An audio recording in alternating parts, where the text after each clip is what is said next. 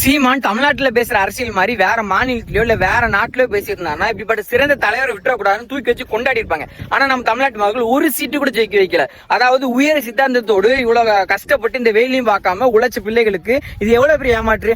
அதாவது நம்ம மக்களை மட்டுமே முழுசா குறை சொல்லிட முடியாது. ஏன்னா 50-60 ஆண்டுகளா ஆண்ட இந்த திராவிட அரசுகள் மக்களை வந்து சிந்திச்சு விட்டுறக்கூடாது. ஏன்னா அவங்க சிந்திச்சுட்டாங்கன்னா நம்மள கேள்வி எழுப்பிடுவாங்க, நம்ம அதுல மாட்டிப்போம்னு சொல்லிட்டு மக்களை மட்டம் தட்டி அவங்களுக்கு உண்மையான அரசியல் என்ன இல்ல போலியா பிம்பத்துல வர அரசியல் என்னன்னு அவங்களுக்கு அந்த வித்தியாசம் தெரியாம யார் வந்தாலும் நாங்க அவங்க தான் நம்மளுக்கான மாற்று. சினிமால இருந்து ஒருத்தர் நேரடியா வந்தாலும் அவர் நம்மளுக்கான மாற்று, அவருக்கு ஒரு இலவச திட்டங்கள் அறிவிக்கிறாரு. அதனால நம்ம தமிழ்நாட்டுக்கு எப்பேற்பட்ட பாதிப்பு அதெல்லாம் நம்ம மக்கள் சிந்திக்கவே இல்லை. அவர் வந்தா மாட்டுன்னு ஏத்துக்கிற அளவுக்கு தான் நம்மளோட மக்கள் அறிவு இருக்கு.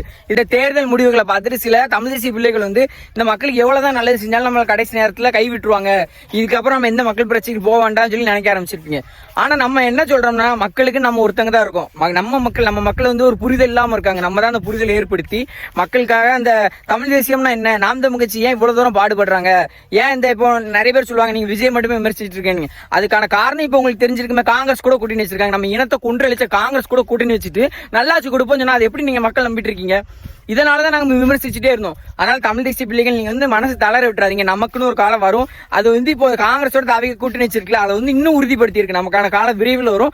அதனால நம்ம மக்கள் வந்து ஒரு மயக்கத்திலே இருக்காங்க. அந்த மயக்கத்திலும் தெளிய வைக்கிற கடமை நம்மகிட்ட தான் இருக்கு. அதனால நம்ம மக்களை வந்து நம்ம விட்டுறக்கூடாது.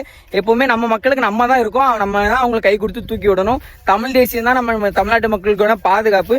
அதனால நம்ம மனசு தளர்ந்துடவே கூடாது. ஏன்னா நம்மகிட்ட இருக்கிறது ஒரு உயரிய சித்தாந்தம். அந்த சித்தாந்தத்தை எந்த கொம்பை வந்தாலும் அதை ஒண்ணுமே பண்ண முடியாது. ஏன்னா இது வந்து திராவிட மாடல ஏமாற்ற அரசியலும் இல்லை. தமிழ் தேசியங்கிறது இந்த மக்களுக்காக உண்மையை நேசிக்கு, இந்த மக்களையும் இந்த மண்ணையும் உண்மையை நேசிச்சு இருக்கிற ஒரு சித்தாந்தம். அதனால அதை எவனாலே அழிக்க முடியாது. நம்ம தமிழ் தேசியம் நிச்சயமா இந்த தமிழ்நாட்டுல தமிழ் தேசிய ஆட்சி வந்து வளர வைக்கும். அதை கூடிய விரைவில் நடக்கும். அதனால தமிழ் தேசிய பிள்ளைகள் யாருமே மனசு திறந்துடாதீங்க. நம்மளோட போராட்டங்களும் நம்மளோட சிந்தனைகளும் இன்னும் உயர்வாகவே இருக்கணும். நம்ம இன்னும் சீறி பாயணும் இந்த காலத்துல. நன்றி. நாம் தமிழர்.